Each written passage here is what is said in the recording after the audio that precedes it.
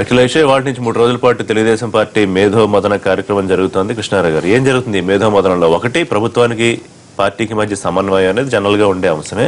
మరొక ముఖ్యంగా ప్రస్తుతం విమర్శలు ఎదుర్కొంటున్న తెలుగుదేశం పార్టీ హోదా ప్యాకేజీ విషయంలో, దీని విషయంలో పూర్తి స్థాయిలో ప్రతిపక్షాల విమర్శల్ని తిప్పికొట్టాలి. సో ఈ రకంగా అవగాహన ఇచ్చే అవకాశమా మొత్తం పార్టీ నాయకులందరికీ? మరి ఎజెండా అయితే ఎక్కడ పత్రికల్లో రాలేదు, ఇవి కూడా ఊహించి రాశారు అందరూ, అది ఉండొచ్చు అని. జనరల్ గా ఇలాంటివేవో ఉంటాయి. ఎక్కువ ఏంటంటే ఈ ప్రభుత్వానికి పార్టీకి సమన్వయం అనేది నేను అనుకోవడం లేదు. ఊరికేదో సరదాగా పెట్టుంటారేమో కానీ వీళ్ళందరూ అక్కడే పడి ఉంటున్నారు కదా. అడ్మినిస్ట్రేషన్ లో అన్నిట్లో వేలు పెడుతున్నారు, అన్నిట్లో జోక్యం చేసుకుంటున్నారు, అన్ని పనులు చేయించుకుంటున్నారు. కాబట్టి వీళ్ళకి బాగా సమన్వయం ఎక్కువ కూడా ఉంది తెలుగుదేశం పార్టీకి ప్రభుత్వానికి మధ్యలో. అది దాంట్లో ఎటువంటి లోపం లేదు. ఇంకా రెండోది, వాళ్ళు ఈ హోదా ప్యాకేజ్ అంటే హోదాని సెంటిమెంట్ అనే పదం వాడిందే వాళ్ళు. ఇప్పుడు ఈ సెంటిమెంట్లు అనేది ఎలా పోతాయి? తెలంగాణ సెంటిమెంట్ వల్ల ఇది వచ్చింది.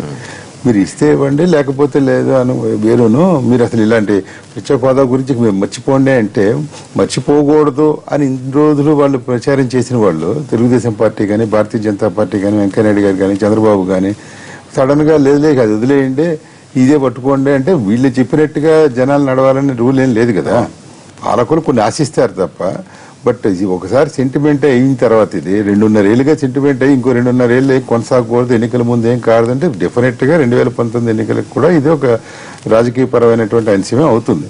దాన్ని ఎలా ఎదుర్కోవాలని వీళ్ళు చెప్పాలి. వీళ్ళుగా ఈ ప్రచారం ఇప్పుడు బీజేపీ ఇదే వెంకయ్యనాయుడు గారు హోదా సంజీవని కాదు, ఇప్పుడు హోదా వల్ల ఏం ప్రయోజనం లేదు, హోదా వేస్ట్, ప్యాకేజే ముఖ్యం, ప్యాకేజే ముద్దు అని చెప్పి ఆయనంతటా ఆయనే కాలికి బలపం కట్టుకుని మొత్తం తిరుపతిలో, విజయవాడలో, గుంటూరులో, విశాఖపట్నం అన్ని చోట్ల ఆయన మీటింగ్లు పెట్టుకుంటూ వెళ్తున్నాడు. దాంతో భారతీయ జనతా పార్టీ వాళ్ళు మొన్నటిదాకానేమో మేము ఇస్తాము తెస్తాము అన్నవారు వాళ్ళు ఇప్పుడు వాళ్ళు ఇబ్బందులో పడ్డారో మరి వాళ్ళు బయటపడిపోయి ప్రజలందరూ అర్థం చేసేసుకున్నారని వాళ్ళు అర్థం చేసుకుంటే మనం చేసేది లేదు. తెలుగుదేశం పార్టీ రూలింగ్ లో ఉంది కాబట్టి మేము తెచ్చి తీరతాము, ఇదే హోదాని మేము సాధిస్తాము. ఎందుకంటే ఆయన 5 అని ఆయన మన్మోహన్ సింగ్ గారు, 10 అని వెంకయ్యనాయుడు గారు, 15 అని చంద్రబాబు నాయుడు గారు ఎన్నికల ప్రణాళికలు అట్లా పెట్టారు. కాబట్టి వీళ్ళు మరి అది ఎందుకు సాధించలేకపోయాం, దానికి చేసిన ప్రయత్నాలు ఏమిటి, ఇప్పుడు ఇది తెచ్చింది ఎంత మెరుగు వ్యవహారం. రెండోది, దీని చట్టబద్ధత లేదు, అన్ని ప్రకటన పత్రికా ప్రకటన తప్ప చట్టబద్ధత లేదు. రేపు పొద్దున అరుణ్ జైట్లీ గారు చెప్పారు కదండి అని డిపార్ట్మెంట్కి వెళ్తే మాకేం చెప్పలేదండి అని మీకు చెప్పారేమో, పత్రికా ప్రకటన వచ్చింది తప్ప మాకేమో ఆర్డర్ రాలేదు అని వాళ్ళు చెప్తారు. మీకు మొత్తాన్ని నిధులు కదా ఈ ప్యాకేజ్ అంటేనే, అది రాలేదు. ఇంకా పోలవరం ముఖ్యమైన సమస్య. ఒకటి, వీళ్ళు ఏం చేస్తున్నారంటే చంద్రబాబు నాయుడు గారు కానీ వీళ్ళు ఒక ఎదురుదాడి వ్యవహారం అయిపోయింది. ఒకటి పోలవరం, దానికి కేసులు వేయించేది. దేవినేని ఉమామహేశ్వరరావు గారు కూడా నిన్న మాట్లాడారు, ఏమిటి అది నథింగ్ డూయింగ్, వీళ్ళు కేసులు వేయిస్తున్నారు ప్రతిపక్ష నాయకులు, ఏదో పేర్లు పెట్టి అది ఇది అని. మీరు చట్ట ప్రకారంగా జరగాల్సింది, రాజ్యాంగపరంగా జరగాల్సింది, అవి జరగాల్సింది ఆ కర్మకాండలో. ఉదాహరణకి ఎన్జీటీ నేషనల్ గ్రీన్ ట్రిబ్యునల్ ముందు ఇది నడుస్తోంది, నిన్న కూడా అయింది, మళ్ళీ అక్టోబర్ 19కి వాయిదా వేశారు. వాళ్ళ అభ్యంతరాలు వాళ్ళకున్న జాతీయ స్థాయిలో చూసినప్పుడు రేలా అనే సంస్థ వేసింది, అది కూడా జగన్మోహన్ రెడ్డిది అంటే నేను చేసేది ఏం లేదు. వాళ్ళు వేసినప్పుడు ఏమైంది, అందులో వాళ్ళు గతంలో ఇచ్చిన పర్మిషన్, పర్యావరణ అనుమతి 5 ఏళ్లకి పాత డిజైన్కి ఏదో వేశారు. ఇప్పుడు కొత్త డిజైన్లు, కొత్త వ్యవహారాలు అంటున్నప్పుడు దాని సంగతి ఏమిటని అడిగితే ఆంధ్రప్రదేశ్ ప్రభుత్వం ఇంతవరకు ఇవ్వలే రిపోర్టు. మీరు ఎందుకు ఇన్ని రోజులు ఇవ్వలేదంటే ఇంకొంచెం గడువు కావాలన్నారు. సరే మళ్ళీ అక్టోబర్ 19కి వేశారు, లేకపోతే వాళ్ళు ఏదో చేస్తారు. మొన్ననే కంధమాల డిస్ట్రిక్ట్ మొత్తం ఒరిస్సా అంతా బ్లాక్అవుట్ చేశారు, పోలవరం డ్యామ్ కట్టకూడదు, వాళ్ళ అభ్యంతరాలు వాళ్ళకు ఉన్నాయి. అవన్నీ కొంచెం జరగాల్సింది అంతర్రాష్ట్ర వ్యవహారాలు అనేది, అంతే తప్ప జగన్మోహన్ రెడ్డి, నవీన్ పట్నాయక్ చెప్పు అది అయ్యే వ్యవహారం కాదు. అది చంద్రబాబు నాయుడు గారు బాగా తెలుసు, ఎందుకంటే ఆయన ఉన్నప్పటి నుంచి ఉంది ఆ సమస్య, ఆయన గతంలో ముఖ్యమంత్రిగా ఉన్నప్పుడు. అవి పరిష్కరించుకోవాలి. కానీ కోర్టుకు వెళ్ళిన వాళ్ళందరూ అంటే మన ఆళ్ళ వెంకట నాగేశ్వరరావు అనే ఆయన ఈ తెలంగాణ పాలమూరు ప్రాజెక్టు దాని మీద వెళ్ళాడు కోర్టుకి, సుప్రీంకోర్టుకి వెళ్ళాడు. దాని మీద సుప్రీంకోర్టు డైరెక్షన్ ఇచ్చింది, ఎపెక్స్ కౌన్సిల్ కూర్చుని 2 రాష్ట్ర ముఖ్యమంత్రులను పిలిపించి ఏదో చెయ్యండి అని. ఎవర్రా ఆళ్ళ నాగేశ్వరరావు, ఆయన రైతు అని ఏదో ముందు మనందరం చేస్తే ఆయన కృష్ణా జిల్లా అధికార ప్రతినిధి తెలుగుదేశం పార్టీ, కృష్ణా జిల్లా రైతు సంఘానికి అధ్యక్షుడు. మరి అది ఆ డిజిగ్నేషన్ తో ఆయన వెళ్ళలేదు కదా, ఇంకో డిజిగ్నేషన్ తో వెళ్ళాడు. ఇలాగ ఇప్పుడు జగన్మోహన్ రెడ్డి వేయడు, ఎవరో చేత వేయించాడంటే వేస్తారు. బట్ దట్ డజంట్ మీన్ మనం చేయాల్సిన పని చేయాలి కదా. కోర్టులు వెళ్ళి స్టేలు తెచ్చుకుంటున్నారు, కోర్టులో అడ్డుపడుతున్నారు అంటే అది కోర్టులు ఊరికే ఎవరు పడితే పిటిషన్ వేస్తే, ఇప్పుడు రాష్ట్ర రాజధాని నిర్మాణం, భూములు సేకరణ, సమీకరణ దాని మీద వేస్తే కోర్టు ఎంటర్టైన్ చేయలేదు కదా హైకోర్టు. సో ప్రతిదీ కోర్టు పరిధిలో వస్తున్నప్పుడు మీరు రాజ్యాంగపరంగా చట్టపరంగా చేయాల్సిన పనులు చేయాలి తప్ప దీన్ని మిగతా వాళ్ళని నిందించి ఉపయోగం లేదు అనేది. రైట్. వర్మ గారు, ఏంటి మేధో మదనం అంటే ముఖ్యంగా ఏం చేయబోతున్నారు, ఏం చెప్పబోతున్నారు? పార్టీ ఇప్పుడు కృష్ణారావు గారు ఇప్పటికే చెప్పారు, ఒకటి ప్రభుత్వానికి పార్టీకి మధ్య సమన్వయం బాగానే ఉంది, అయితే ముఖ్యంగా ప్రభుత్వం చేస్తున్న కార్యక్రమాలు ఏదో విస్తృతంగా ప్రజల్లోకి తీసుకెళ్లాలనేదో ముఖ్యమంత్రి చెప్పబోతున్నారని కూడా పత్రికల్లో వచ్చింది. ముఖ్యమైన ఎజెండా ఏంటంటే హోదా కాదు ప్యాకేజ్ ఎందుకు తీసుకున్నాం అనేది ప్రజలకు కన్విన్స్ చేయబోతున్నారా? అంటే ఇక్కడ మేధో మదనం అన్నది అలా తెలుగుదేశం పార్టీ కొత్త కాదండి. ఇది పెద్ద క్రమశిక్షణ గల పార్టీ. ఎప్పటికప్పుడు ప్రజలతో ఏ విధంగా ఉండాలి, ప్రజా సమస్యల మీద ఏ విధంగా మనం పనిచేయాలి, పార్టీ పటిష్టత, ఇవన్నీ కూడా పార్టీ అంతర్గత చర్చలు ఇవన్నీ కూడా ఈ మేధో మదనంలో జరుగుతాయి. హోదా ప్యాకేజ్ అన్నది యాక్చువల్గా ప్రస్తుత పరిస్థితిలో మనం 2 సంవత్సరాలు హోదా గురించి పోరాడడం అందరం కూడా కలిసి, అన్ని పార్టీలు కూడా కలిసి, దాని మీద రాని పరిస్థితుల్లో ఈవేళ వచ్చి ప్యాకేజీని ఉపయోగించుకోవాలని ఒక సదుద్దేశంతో చంద్రబాబు నాయుడు గారు, ఎందుకంటే ఇంకా ఎప్పుడో వస్తుందని మనం పోరాటం చేసి రాష్ట్రాన్ని వెనక్కి పంపి కంటే ప్రజల యొక్క సమస్యలు ముందు చాలా ఉన్నాయి కాబట్టి మనం ప్యాకేజీని ఆహ్వానించాలని ఒక ఆలోచనతో, అందులో ముఖ్యంగా పోలవరం చాలా ఇంపార్టెంట్. సుమారు 8 లక్షల ఎకరాలు ఆయకట్టు వస్తే దానివల్ల దగ్గర అంటే 40 లక్షల మంది రైతు కూలీలకు ఉపాధి కూడా ఉంటుంది.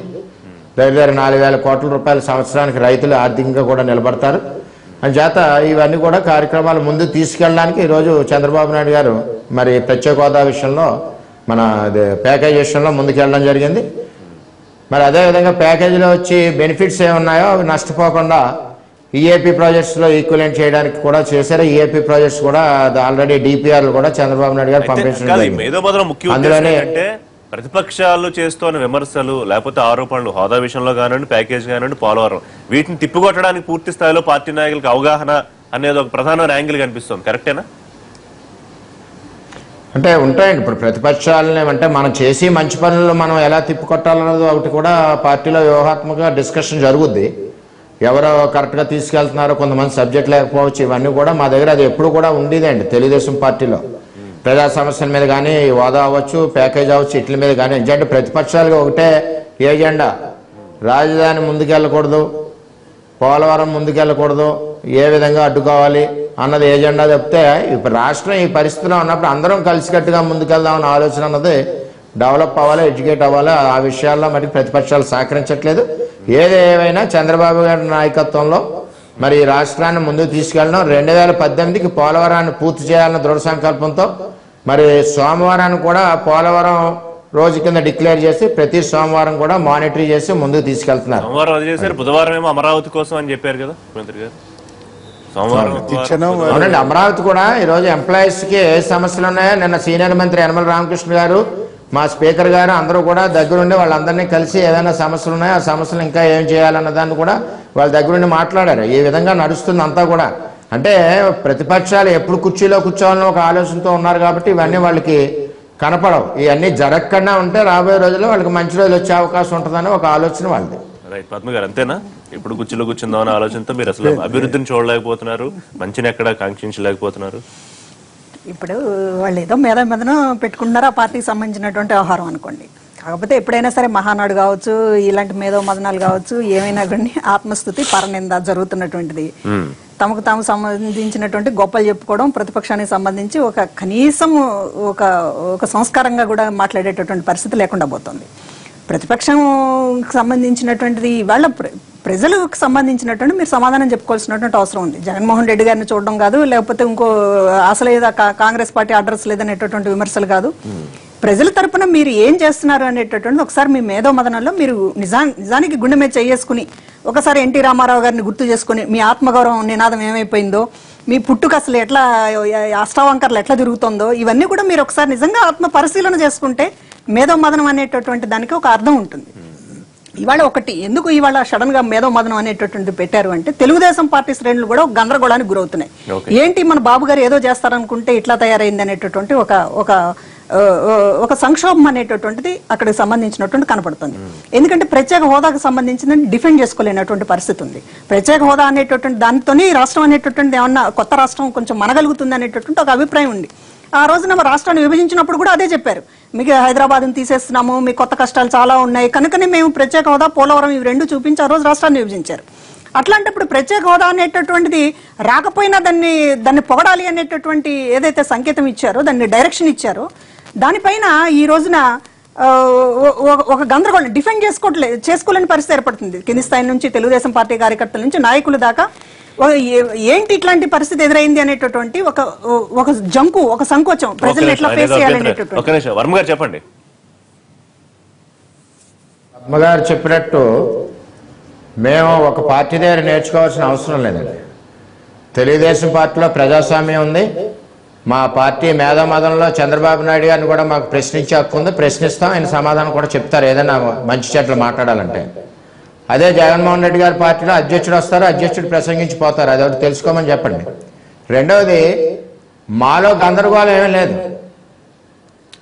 మీలోనే గందరగోళం ఉంది. ఈ రాష్ట్రం ఎందుకు ముందుకు పోతుంది? మాలో అలా రాష్ట్రం అభివృద్ధి చెందాలని ఒకటే ఆలోచన ఉంది. మాతో చంద్రబాబు నాయుడు గారు ఏ డెసిషన్ తీసుకున్నా మా రాష్ట్రంలో దగ్గర ఉన్న ఇంపార్టెంట్ నాయకులందరితోటి టెలికాన్ఫరెన్స్ అవ్వచ్చు, వీడియో కాన్ఫరెన్స్ అవ్వచ్చు, అన్ని కూలంకషంగా చర్చించి అందరూ తీసుకున్న కలెక్టివ్ నిర్ణయాలు.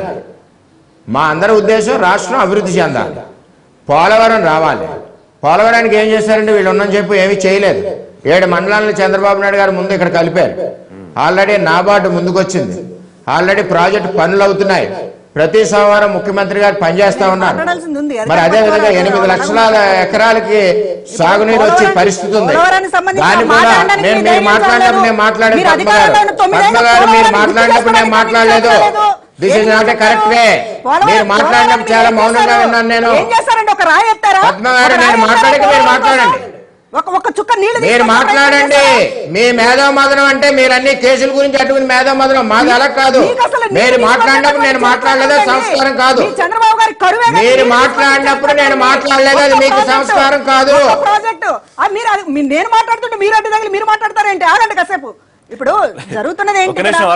పోలవరానికి సంబంధించి అడ్డుపడుతున్నామని మాట్లాడడానికి ఒకసారి నేను ఆవిడ మాట్లాడినప్పుడు డిస్టర్బ్ చేయలేదు శిరీష్ గారు. నేను మాట్లాడుతుంటే నేను ఆవిడ మాట్లాడినప్పుడు అవకాశం ఇచ్చాను. వర్మ గారు ఇది రాజకీయాలు, ఇందులో ఎవరు వడ్డనా లేకపోతే ఇదనేటటువంటిది కాదు. మీరు మాట్లాడినప్పుడు నేను మాట్లాడలేదు, ఏమి విమర్శించినా. వర్మ గారు వారు మాట్లాడుతున్నారు, అది సంస్కారం కాదు. కంప్లీట్ చేసిన పర్మిషన్ అడిగాను, ఆయన ఇచ్చారు. సంస్కారం కాదు. గౌతమ్ గారు కూడా చెప్పాలి. అధికార పార్టీ వాళ్ళకి మాట్లాడడానికి ప్రతిపక్షాలకి ఏమి ఉండదు అని మీరు అనుకుంటేనే ఇట్లా వస్తుంది సమస్య. పద్మ గారు చెప్పండి. మా పార్టీ విషయాలు మీ దగ్గర సలహా తీసుకునే పరిస్థితుల్లో తెలుగుదేశం పార్టీ లేదు. బాగుందండి, బాగా చెప్పారు. ప్రజల దగ్గర నుంచి తీసుకోండి, మా దగ్గర నుంచి తీసుకోండి. మా పార్టీ అంతర్గత విషయాలు మా చర్చలు మాకుంటాయి. మీ ఆత్మగౌరవం ఏమైందో తెలుగు ప్రజలను అడగండి. ఒకసారి నన్ను మాట్లాడండి, నేను సబ్జెక్ట్ పూర్తిగా ఆన్సర్ చెప్పలేదు. ఇవాళ ప్రజాస్వామ్యం గురించి గౌతమ్ గారు కూడా మాట్లాడాలి, మళ్ళీ ఆ తర్వాత మీరు సమాధానం చెప్తారు. కానీ ఇప్పుడు ప్రజాస్వామ్యం గురించి చాలా గొప్పగా తమ పార్టీలో ఏదో ఉందని చెప్పుకున్నారు. ఏది రోజులు మరి చంద్రబాబు గారు ఎందుకు ఆ కాన్ఫరెన్స్లు పెడుతున్నారు, అందరూ కూడా తలకాయలు బద్దలు కొట్టుకుంటున్నారు. మీ నాయకులు మీరు ఆఫ్ ద రికార్డ్ ఏం మాట్లాడుకుంటున్నారో కూడా మాకు తెలుసు. ఇప్పుడు జగన్ గారి దగ్గర డెమోక్రసీ లేదు అనేటటువంటిది మాట్లాడడం అనేటటువంటిది అది అర్థం లేనటువంటి విషయం. ఇవాళ డ్రామాలు ఆడే డెమోక్రసీ మీ దగ్గర ఉందేమో.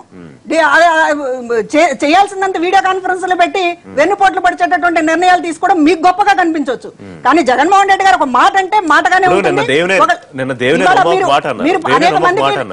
ప్రపంచంలో ఏ ప్రతిపక్షమైనా ఒత్తిడి చేసి అభివృద్ధి కార్యక్రమాలు చేయాలని ప్రభుత్వం ఒత్తిడి చేస్తుంది తప్ప అసలు ఇలాంటి ప్రతిపక్షం ఎక్కడన్నా ఉంటుందా? అభివృద్ధి పనులు అడ్డుకోవడానికి పోలవరం మీద కేసులు వేస్తారు, పట్టిసీమలు అడ్డుకుంటారు, లేకపోతే ఇంకోటి రాజధాని విషయంలో ఎవరో పంపించి కేసులు వేస్తారని.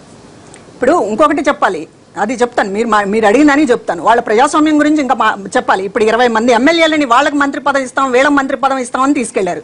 ఇవాళ మంత్రి పదవులు ఎగ్గొట్టడానికి ఒక్కొక్కరికి ఎట్లాంటి కింద మంటలు పెడుతున్నారు అనేటటువంటిది చూస్తాను. 20 మందికి చెప్పలేదు. 20 మందిని ముందు కొంతమందికి మంత్రి పదవులను ఆశ చూపించి తర్వాత వాళ్ళకి సంబంధించిన కొంతమంది ప్యాకేజీలు అనేటటువంటి ఇవన్నీ జరిగినటువంటి విషయం. అది మీ నాయకుడు స్వభావం. అది ఒక మాట అనడం, దాన్ని అటకెక్కించడం అనేటటువంటిది మీ నాయకుడు నరనరాన జీర్ణించుకుని ఉన్నటువంటిది. జగన్మోహన్ రెడ్డి గారి దగ్గర ఆ లక్షణాలు లేవు. మీరు పోల్చారు కనుక నేను ఇప్పుడు పోలుస్తున్నాను. చంద్రబాబు గారు గొప్ప, జగన్మోహన్ రెడ్డి గారు ఏం లేదని మీరు మాట్లాడారు కనుక నేను మాట్లాడుతున్నాను. గౌతమ్ గారు మాట్లాడారు. ఇప్పుడు తెలుగుదేశం పార్టీ మహానాడులు మేధో మదనాలు ఆ పార్టీ జరుపుకోవచ్చు. సాధారణంగా మొన్నే కర్నూలులో మహానాడు జరిగినప్పుడు చూసాం మనం.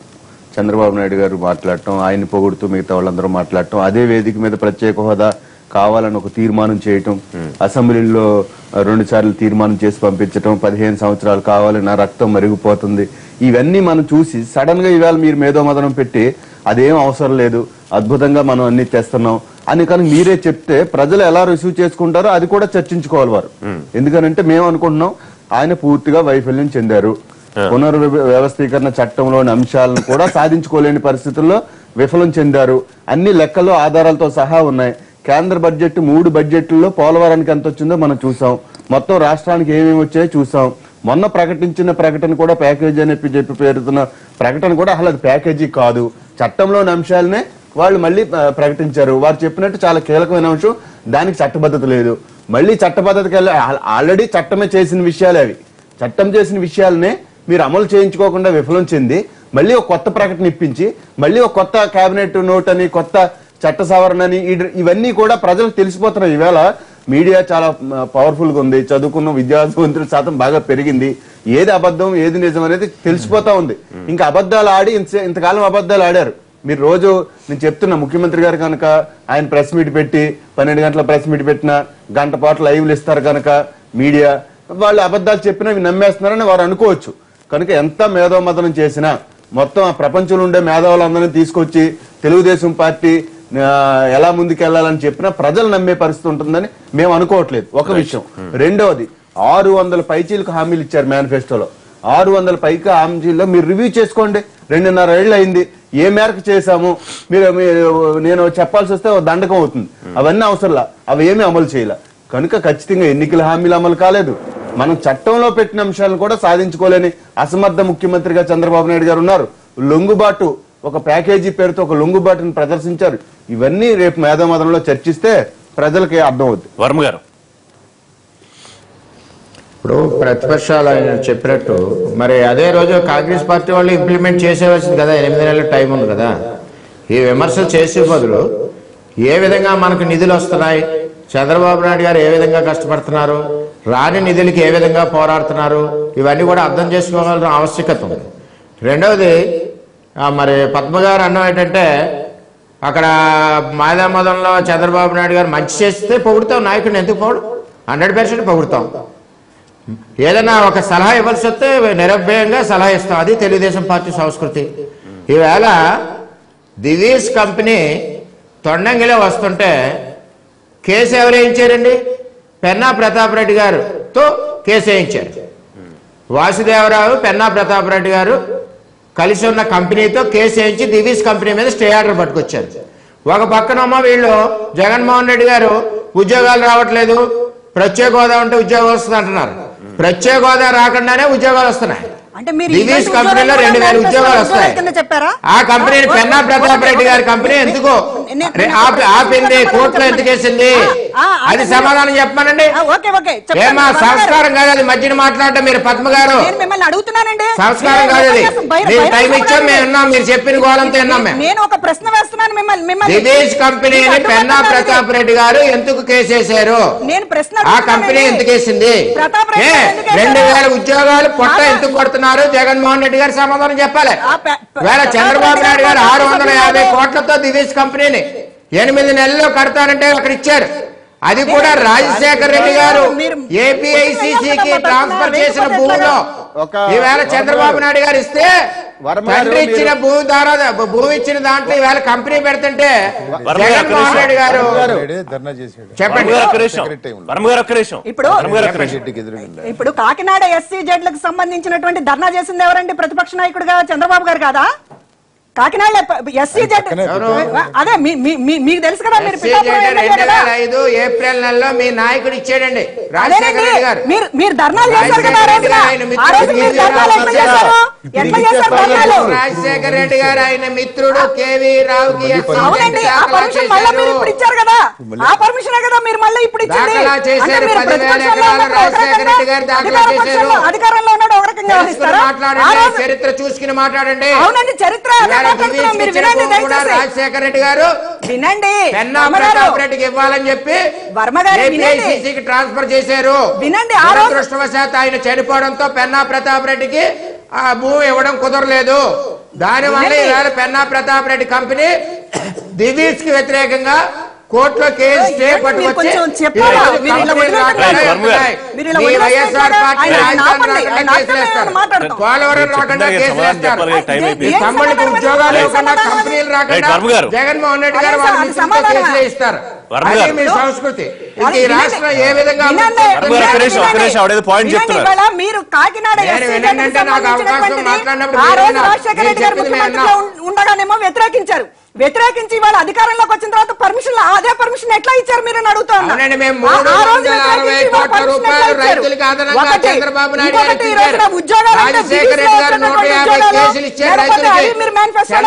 గారు 360 కోట్లు అంటే మొత్తం కూడా పంట పొలాలు నాశనం చేసి ఇండస్ట్రీస్ ఎక్కడ వచ్చినా కూడా మీరు ఇన్వైట్ చేసి రూపాయలు అదనంగా ఇప్పించారు. మీ నాయకులు 150 కేసులు రైతులకు ఇచ్చారు రాజశేఖర రెడ్డి గారు.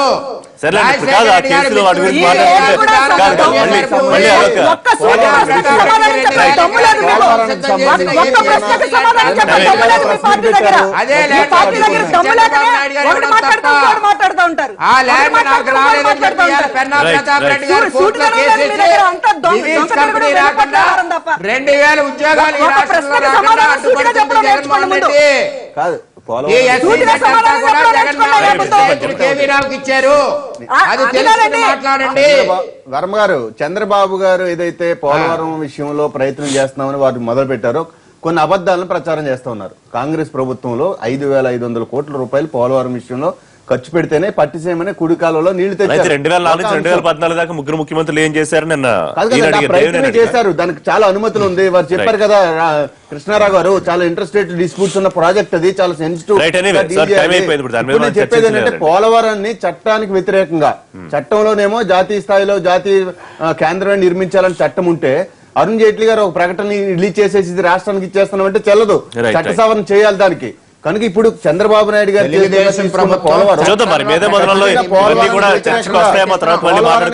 థ్యాంక్